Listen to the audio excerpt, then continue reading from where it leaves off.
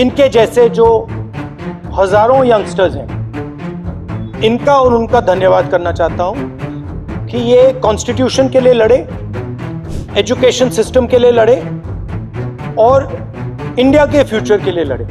Main discussion violence पे था, हिंसा पे था, और इनका कहना है कि इन्होंने किसी पर हिंसा नहीं की, मगर इनका नॉन स्टॉप हरासमेंट हो रहा है, इनको धमकाया गया और इन पर लाठियां चलाई गई, इनको मारा गया। Accepting your apology does not arise, you do not have to apologize to anybody, you have not done anything wrong.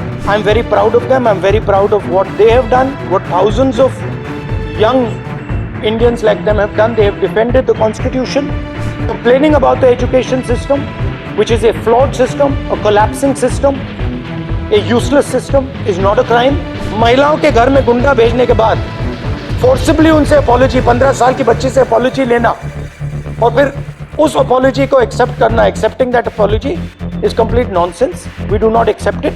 We want exam leaks to stop and we want the future of this country, who is them, to be respected and protected. You guys say कि ये वो लड़की है जो viral हो गई है, जिन्होंने मुंबई पुलिस को रोका था, बट मैं मीडिया से ये कहना चाहूंगी, मैं वो लड़की हूँ जिन्होंने 20 बच्चों को अनलॉफुली डिटेन होने से रोका था.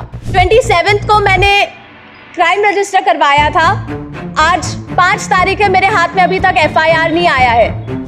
ना ये बेटियों को पढ़ने दे रहे हैं, ना ये बेटियों को बचने दे रहे हैं. मुसलमान नाम से इन लोगों ने जज किया कि मैं फरानाज, पहले इन्होंने मुझे मारने के बाद बस में बिठाया, 3 घंटे तक लिटरली रखे और फिर उसके बाद बोलते हैं कि नाम क्या. मैंने कहा फरानाज. इनकी लिस्ट अलग बनाई जाएगी क्योंकि ये लोग देशद्रोही हैं. इस्तीफे के लिए इन्होंने इतना अत्याचार किया, इतनी बर्बरता की, शायद हमने अमित शाह का इस्तीफा मांग लिया होता तो इन्होंने हम पे सीधा गोलियां चला दी होती, बॉर्डर बना दिया होता जंतर मंतर को. मुझे इस तरीके से लगता है. अभी हमें लगता है कि उस दिन अगर हम रुकते नहीं जंतर मंतर पे तो ये लोकतंत्र का आखिरी दिन होता. और जब ये साफ साफ रूल है कि आप थाई के ऊपर नहीं मार सकते हो और एक मेल ऑफिसर किसी लड़की को नहीं मार सकता, तो एक male RAF officer raise up, why did he try to jab a baton into my buttocks? They are young people who are standing here in front of India's press. But Amit Shah and the Prime Minister don't have the courage to stand here.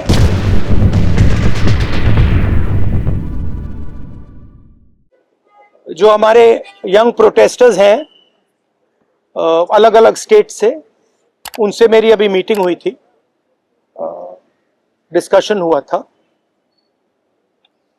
Frank discussion. सबसे पहले मैं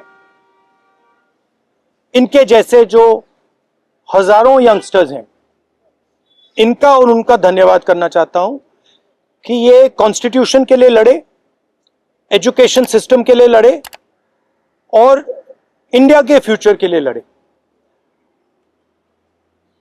main discussion violence पे था, हिंसा पे था, और इनका कहना है कि इन्होंने किसी पर हिंसा नहीं की, मगर इनका नॉन स्टॉप हरासमेंट हो रहा है, इनको धमकाया गया और इन पर लाठियां चलाई गई, इनको मारा गया. तो मैं चाहूंगा कि 2 शब्द ये भी बोलें. बहुत अच्छा लगा क्योंकि मेन बात इन्होंने बोली कि देखिए, जब अन्याय होता है, चाहे किसी और पे भी अन्याय होता है, एज ए सिटीजन हमारी जिम्मेदारी है कि उस व्यक्ति को हम प्रोटेक्ट करें, उसकी रक्षा करें. और ये मुझे कॉन्स्टिट्यूशनल वैल्यू लगती है, नेशनलिस्ट वैल्यू लगती है. I am very proud of all of you. I am very proud of every single young person who has done this. You have done nothing wrong, and the question of accepting your apology does not arise. You do not have to apologize to anybody. You have not done anything wrong. I'd like to say 2 words in English.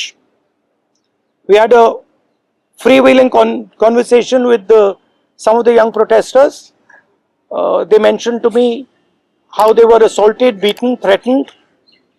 I'm very proud of them. I'm very proud of what they have done, what thousands of young Indians like them have done. They have defended the constitution. They have protected the idea of India. They have protected India's future. Complaining about the education system, which is a flawed system, a collapsing system, a useless system, is not a crime. If anything, the system needs to be changed, it needs to be corrected. And that is all they were asking for. They were not doing violence, they were not being aggressive, they were not being nasty. They were beaten, they were assaulted, they are threatened. Accepting their apology, forcing them first, sending gundas to their house. महिलाओं के घर में गुंडा भेजने के बाद forcibly उनसे apology, 15 साल की बच्ची से अपॉलॉजी लेना और फिर उस अपॉलॉजी को एक्सेप्ट करना, accepting that apology is complete nonsense. We do not accept it. We want a education system that works.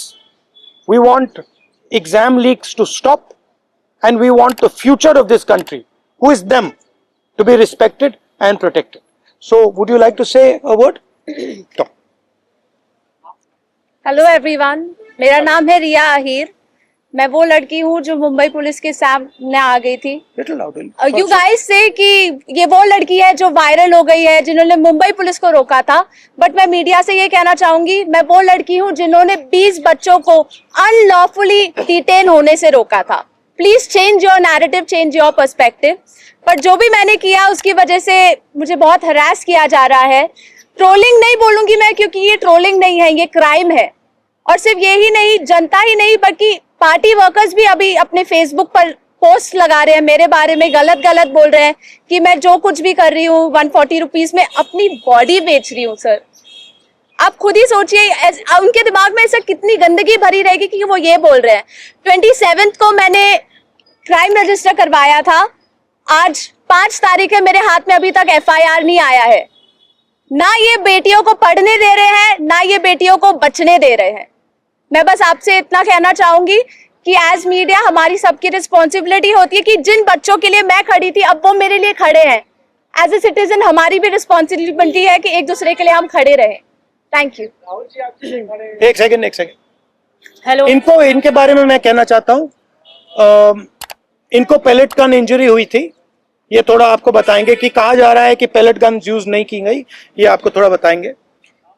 मेरा नाम नूतन टोप्पो है और मैं झारखंड से बिलोंग करती हूँ. और प्लेट गन मैं अपने आंखों से देखी थी कि हमारे साइड वो गन पॉइंट किया हुआ था और जैसे ही मैं मुड़ती हूँ ऐसे पीछे से मुझे गन फायर किया गया. और मुझे पता, अच्छी तरह से पता है, मुझे गन से ही फायर में लगी है, प्लेट गन से ही लगी है. बस मुझे ये पता है. पर जब देश में जंतर मंतर में 20 तारीख और जब अन्याय के खिलाफ हमें खड़ा होने का मौका मिले, हम खड़ा होंगे जरूर. मैं फरहानाज उत्तर प्रदेश से आई हूँ. मैं एज अ ग्रेजुएशन स्टूडेंट हूँ. लेकिन हम जब 20 तारीख को जंतर मंतर पे एकदम पीसफुल होके प्रोटेस्ट कर रहे थे, ये पुलिस के गुंडे बहुत बुरी तरीके से हमको मारे. इतने बुरा इंजर्ड करने के बाद में ये लोग हम लोगों पे ये बोलते हैं कि अगर आप कार्रवाई करोगे तो हम लोग भी डायरेक्ट कार्रवाई करेंगे. देन उसके बाद भी जब इनसे ये नहीं बना तो ये लोग कहने लगे, ये पुलिस का कहना था कि इनका नाम, क्योंकि मुसलमान नाम से इन लोगों ने जज किया कि मैं फरहानाज, पहले इन्होंने मुझे मारने के बाद बस में बिठाया, 3 घंटे तक लिटरली रखे और फिर उसके बाद बोलते हैं कि नाम क्या. मैंने कहा फरहानाज. इनकी लिस्ट अलग बनाई जाएगी क्योंकि ये लोग देशद्रोही हैं. तो सर अगर हम लोग शांति से प्रोटेस्ट कर रहे हैं, क्या हम देशद्रोही हैं? क्योंकि हम लोग नॉर्मल लगा रहे थे वंदे भारत और भारत माता की जय, उसके बावजूद भी हम लोग को मारने के बाद देशद्रोही बोलते हैं. तो ये इन्होंने हमारे साथ किया. उसके साथ साथ सोशल मीडिया पे लगातार आ रहा है कि अरे ये लोग सिर्फ देशद्रोही पना करने गए थे. तो मेरा यही कहना है कि अगर आप लोग इस तरीके से करते रहोगे, लेकिन हम लोग बाज नहीं आएंगे. हम हक के लिए, अपने देश के लिए हमेशा खड़े रहेंगे. जय हिंद, जय भारत. मेरा नाम भरत बानाइत है. मैं नागपुर से आया था जो जंतर मंतर के लिए प्रोटेस्ट किया था.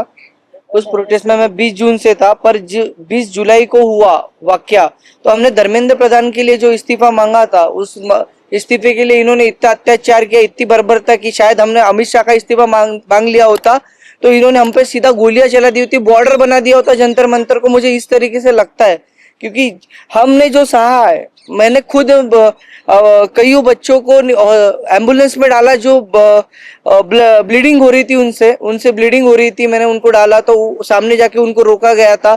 उनको रोकने के बाद उनको फिर जिनके सर पे लगी थी उनके पैर तोड़े गए, और जिनके पैर टूटे थे उनके सर फोड़े गए, हाथ तोड़े गए। मतलब इस तरीके का वाक्य हमने देखा, और अभी तक जिंदगी में मैंने ये ऐसा दिन कभी मैंने अपने जिंदगी में नहीं देखा, और ये मेरे जिंदगी का ब्लैक डे था, और ये जिंदगी में किसी के नहीं आना चाहिए। इसलिए सबने एक साथ सब खड़े हुए, और जैसे मुझे मारा गया तो लोग मुझे देख के आए, पर अभी हमें लगता है कि उस दिन अगर हम रुकते नहीं जंतर मंतर पे तो ये लोकतंत्र का आखिरी दिन होता। यही मैं कहना चाहता हूँ। धन्यवाद। हाय एवरीवन, मेरा नाम मुस्कान है। मैं ज्यादा कुछ नहीं बोलूंगी, मैं बस इतना बताऊंगी that I was one of the peaceful protesters at Delhi Jantar Mantar. मेरा सवाल बस ये है कि जब मैं शांति से चल रही थी तो पुलिस ने मुझे मारा क्यों? आरएएफ ऑफिसर्स ने मेरे ऊपर लाठी क्यों बजाई? और जब ये साफ साफ रूल है कि आप थाई के ऊपर नहीं मार सकते हो और एक मेल ऑफिसर किसी लड़की को नहीं मार सकता, तो एक मेल आरएएफ ऑफिसर ने why did he try to jab a baton into my buttocks? मेरा बस इतना सा सवाल है। और अगर इसके लिए जिसको भी उसने ऑर्डर दिया था, अगर वो आके मुझसे माफी मांग ले तो मुझे भी बहुत खुशी मिल जाएगी। एंड सेकेंडली, क्योंकि मैंने बोला कि मेरा नाम मुस्कान है, मैं एडिशनली ये भी ऐड करना चाहूंगी कि सरनेम मेरी शर्मा है, और ये मैं इसीलिए बता रही हूँ क्योंकि आजकल हर कोई मान के बैठा है कि मैं मुस्लिम हूँ, और इसीलिए मुझे और ज्यादा गालियां मिल रही हैं। And that does not tell anything about me, but that tells a lot about the narrative जो इस कंट्री में अभी सेट हो रहा है कि अगर इसने सरकार के खिलाफ बोल दिया तो ये तो मुस्लिम है, और जैसे ही आप किसी को मुस्लिम बना देते हो समहाउ वो अपने आप ही एंटी नेशनल कैसे बन रहा है। तो हम इस नैरेटिव को बहुत ज्यादा आजकल फॉलो कर रहे हैं, और ये जितनी भी ट्रोलिंग आजकल हो रही है इंटरनेट पे, जितना भी हरासमेंट हम लोग फेस कर रहे हैं, ये इस कंट्री का नैरेटिव बताता है बहुत साफ साफ। थैंक्स। आप सब लोगों से सवाल है कि आप ज्यादा इंटिमिडेट किया जा रहा है, आप तरफ डराया जा रहा है, आपकी कनेक्शन हो रहा है, even then you are standing here, what makes you standing here? No, but I want to say something else, which is even more powerful. That there are young people who are standing here in front of India's press, but Amit Shah and the Prime Minister don't have the courage to stand here. अगर ये बाहर जाएगा उसके बाद हमें रोज और गालियां पड़ने वाली हैं। What makes you standing here? They are क्योंकि Indian. कल को मेरे साथ गलत होगा, मेरे साथ कोई आके खड़ा नहीं होगा अगर आज मैं दूसरों के लिए आवाज नहीं उठाऊंगी। और ये ऐसी कंट्री है, टू बी वेरी ऑनेस्ट, जिन लोगों को मेरी सुरक्षा करनी चाहिए उस दिन मैं उन्हीं लोगों से पिट रही हूँ। So as a woman of this country, please tell me where am I supposed to go to for my protection. मुझे बस आप इतना बता दीजिए। Just 1 second. One second. मेरा बस एक सवाल है जो भी ये देख रहा है उनसे, क्या जस्टिस आपको सिर्फ तभी मिल सकता है जब आप कोई कॉन्स्टिट्यूशनल वर्कर हो, या आर्टिकल 14 के हिसाब से जस्टिस सबके लिए इक्वल है? ये मेरा सवाल है। So no, last thing I want to say. 1 second, we're not taking any more questions. Last thing I want to say is that for them to come here, जो आपने बोला, it is an act of courage. It is not easy for them to come here. They are facing harassment, they are facing violence, they are facing torture, and I am very proud that they have the courage to speak so eloquently, so beautifully about what they are feeling. And these are exactly the type of youngsters that this country needs. There's thousands and thousands of them, and I'm extremely proud of what they have done. Final thing, the person who is responsible for this violence, the person who has had the pellet gun fire into this young lady, the person who's had the pellet gun fire into that young man I brought here, the person who has turned the police force against this young lady who's asking for their protection is Mr. Amit Shah, is the Home Minister of India. He does not have the decency to come to Parliament. He does not have the decency or the courage to comment on what has happened. And there's only two possibilities. One, he did not know that this violence was being carried out on the children, in which case he's incompetent. And two, that he ordered the shooting of the pellet gun, he ordered the violence on these children, on these youngsters, which means he's culpable. Either way, he is responsible. Thank you very much, and thank you very much for coming. All the best. Thank you.